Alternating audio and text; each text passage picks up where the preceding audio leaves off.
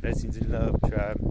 Jesse Tree here, reporting for duty on my usual walk, and I want to share thoughts concerning the current state of affairs, as it were, with myself and the world in general. So, yeah, of course, it's been intriguing times. Going to the store and finding nothing on the shelves. People talking about coronavirus incessantly.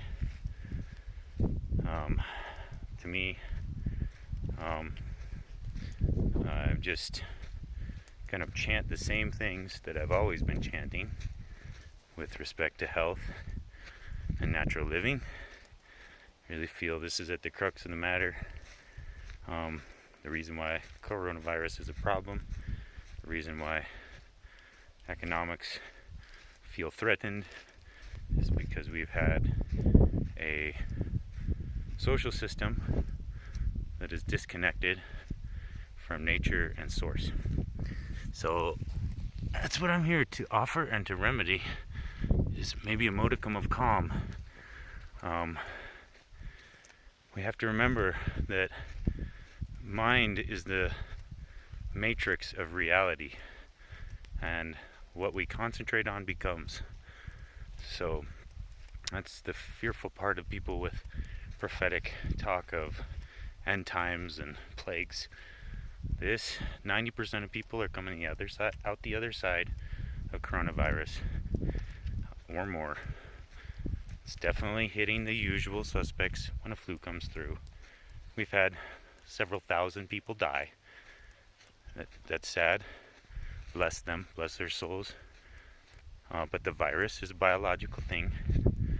It's like a fire, and it's going to run its course. And virus, 10% of your DNA is made out of viruses. It's the way evolution happens. It's an upgrade. Most people, the great majority of people, will survive the coronavirus completely unscathed, or with flu symptoms at the worst. And so what's more scary to most people who are forward thinking is the economic, potentially difficult situation, so to speak. And that's because we've been fueled by petrodollars for decades, 100 years, maybe more. And corporate economic interest has been the driving force.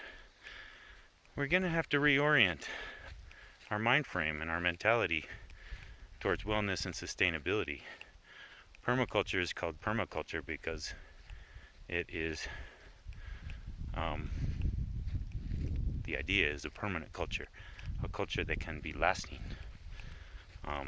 And the ancients definitely had this down. I mean, it is the case that cultures have risen and fallen time and again over the course of millennia, and that is a natural cycle that we should honor. And I see like the potential of sort of a destabilized or somewhat destabilized economic system for us to become more forward thinking and get in greater connection with the earth, and realize that our material abundance is directly connected with the biological abundance.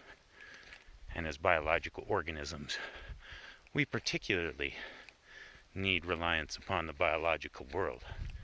So my chant for all of 2020 is going to be about Prana, Permaculture, and Purium, because to me, these are the most potent modalities that I can offer to my community right now. The foraging and herbalism, all that comes under the purview of permaculture. That's just the way to live naturally. That should be like everybody's livelihood and just what's normal, you know. So, I'm going to keep offering information for free. I'm going to start sharing plants even now. Okay, so here we are. I'm in northern New Mexico. Most of my friends online are here too, so they'll recognize this plant. We have pinon here. So pinon needle has more vitamin C per ounce as a tea than orange juice. Also high in terpenes that are good for respiration, good for digestion. The pitch you can use to seal wounds. You can use it as an expectorant as a tea, the pitch boiled into water. It's also a penetrant, so you can add it to salves and topical medicine to drive herbs deep into the tissue. So here's one example. We're out here in the desert. You think there's nothing, but here's this. It also has nuts that are high food value. Right above it, we have our juniper. You can see it's very red in pollen right now, a pest to most people with allergies. Allergies is autoimmunity. It means your immune system is in overdrive. So we'll get into that a little bit too. But juniper berries are good for stimulating the kidneys and the urinary tract and detoxifying the kidneys.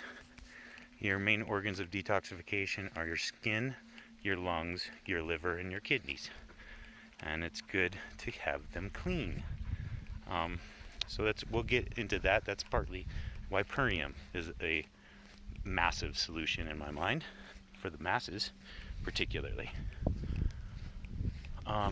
So I'll just get into it now while it's on my mind. So the whole thing with immunity is that your lymph system is your immune system. Everything, 2/3 of your interstitial water is lymph, and 1/3 is blood. So everything that you stick in your mouth has to go through the septic system. It turns into shit, literally, and goes through the lymph system. And your lymph system sorts it all out, detoxifies you, and purges what's unnecessary. So most people have their lymph plugged up between sedentary lifestyles, overly fatty and processed foods, and meats and cheeses and gluten and things that plug up the lymph system. And now it's time for plants. Plants will mop it up, both on a personal biologic level, also on the level of bioremediation. So, Purium has a wonderful cleanse. It's a 30-day cleanse. Anything you can practice for 30 days, you can entrain indefinitely. So you do this cleanse, and it, on the one hand, you have superfood green juices that are chelating and detoxifying. They'll help stimulate cleaning out, like the mucoid plaque and all the, most people have all kinds of undigested food stuck in their bowels because they've never done a cleanse or a fast or don't do it regularly. So it all just gets plugged up. Just think of it like a sewer system that just gets full of shit, So you wash it through with these juices, these superfood juices. It's quick and easy, $11 per day for 2 meals, quite affordable. Pardon me. And so it also combines Biomedic, which is a good probiotic mixture that has prebiotic and probiotic that's been third-party tested to clean glyphosate out of the body. So that's a massive problem with human digestion, immune function, and overall health. So that's a great thing. Then you're taking aminos that turns your body into a muscle burning machine, even while you're not even working out. It turns your body on to feeding on its fat stores, which is where most of the toxicity is. It gets trapped in fat. So this cleans the cells, washes away over fattiness. The intermittent fasting program that's combined with it does the cellular metabolic lymphatic cleanup, or accelerates it vastly. And then you do these aminos that turn you into a muscle making machine where you can store energy better.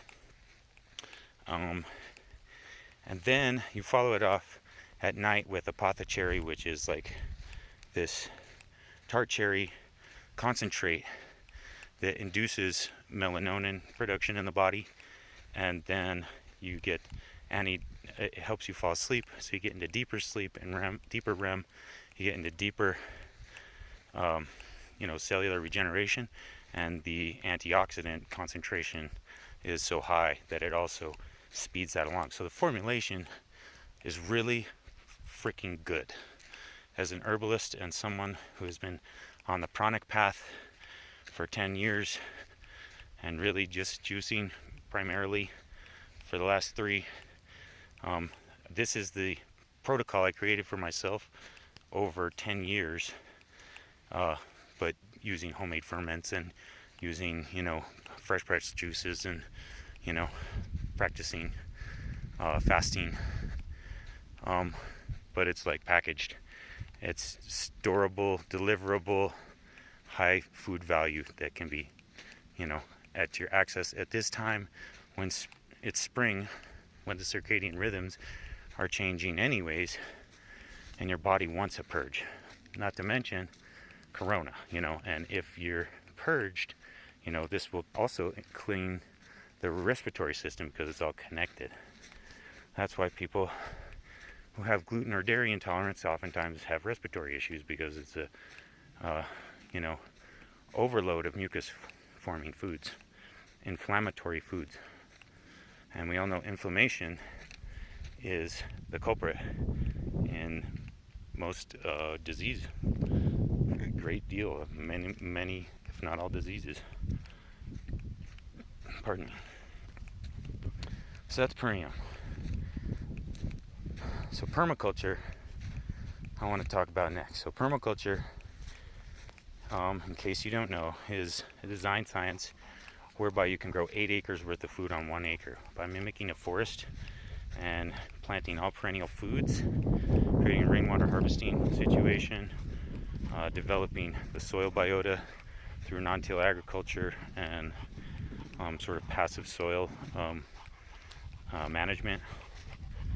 And it's a way in which we can sequester carbon simultaneously in a much greater way. So it's thought of as regenerative agriculture. We can regenerate soil, we can regenerate forests, and we can sequester carbon with this other means of agriculture called permaculture. Research it, check it out. It's long developed science. Lots of people across the world demonstrating how effective it is. And this is going to be part of what feeds us in the future. It also includes biomimicry, bioremediation through fungi and soil microorganisms and plants. And so part of the reason why we're so sick and toxic and would maybe even need Purium to begin with is that as bioaccumulators at the top of the food chain, the majority of the toxicity gets concentrated in us. It's karmic, because as beings of higher consciousness, we're supposed to be a little more mature than that. So that's the permaculture tip. And lastly, Prana, because this is where I think we're going. Have any of you read Drunvalo Melchizedek and the Sacred Geometry Flower of Life book? His talk about pranic living, your toroidal electromagnetic heart field being a 0-point energy device, you being able to absorb cosmic energy through your fontanelle, or the top of your toroidal tube at the top of your head,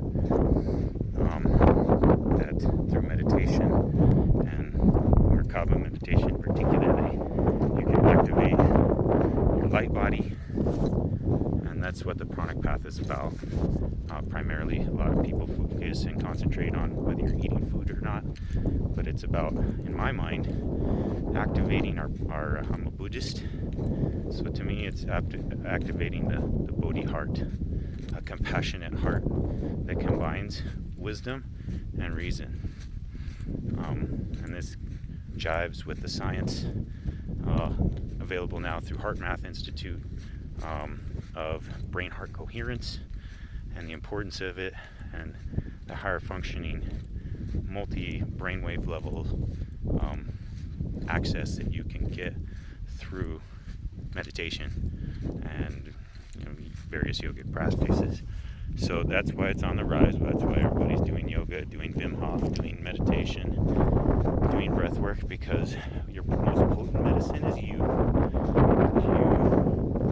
If you can stabilize into your heart core, calm your mind, and breathe, then we're in a place of the greatest reason and our greatest potential in terms of our faculties and our ability to problem solve, which in permaculture they say the problem is the solution. So this coronavirus, there's a solution, a silver lining, so to speak, within it. And through this practice, and through fasting practice, emptying the body and cleansing the lymphatic channels and the eliminatory channels opens up the energetic channels, your electrical being primarily, and an energetic being. That's why some relationships can be draining and others can feed you. That's why some work can be draining and other work feeds you, because those are different forms of energy. How many times you've been in love or had so much fun with your friends that you completely forgot about food? So much later. That's the thing that we need to cultivate within ourselves. And that's actually the most important part of this whole thing, is our self-cultivation. And I've been issuing forth as of recently the Life Cultivationist Challenge. Life Cultivationism stems from ideas in Taoism. I hope you all can hear this, it's so windy.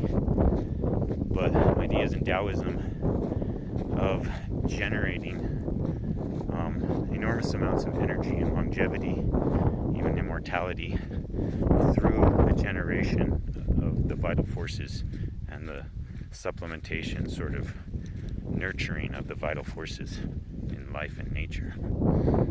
And it can be a beautiful, meaningful, rich path of abundance and stability, and a realization that the universe has always got your back, and that you yourself are made of eternal, divine star things. You're a scintillating golden beam on the inside. You're light.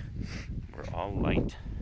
And cultivating the light through getting the body lighter, fasting, cleansing, through our relationships with the earth, being more attuned to the rhythms in nature and the plants and the seasons and the animals. And these are our relationships in our family. And we're missing out on some of the juiciness of life, being all absorbed in our phones and our politics and our frenzies, whatever is the latest drama is what's hot. Like, when are we going to get over this sort of teenage adolescence of self-destruction and obsession with drama and develop into more mature souls? That's what I'm calling forth. And so this Life Cultivationist Challenge is very simple. Simply take care of your own health in a greater extent. If it's your duty